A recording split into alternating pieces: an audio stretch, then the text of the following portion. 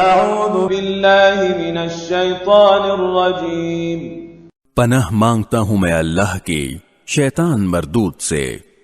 افمن یمشی مکبا علی وجہہ اہدی امن یمشی سویا علی صراط مستقیم۔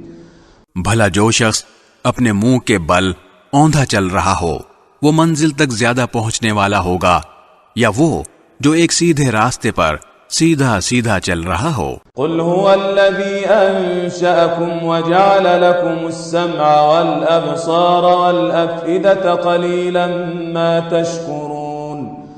کہہ دو کہ وہی ہے جس نے تمہیں پیدا کیا اور تمہارے لیے کان اور آنکھیں اور دل بنائے، مگر تم لوگ شکر تھوڑا ہی کرتے ہو۔ قل هو الذی ذرأکم فی الارض وإلیہ تحشرون۔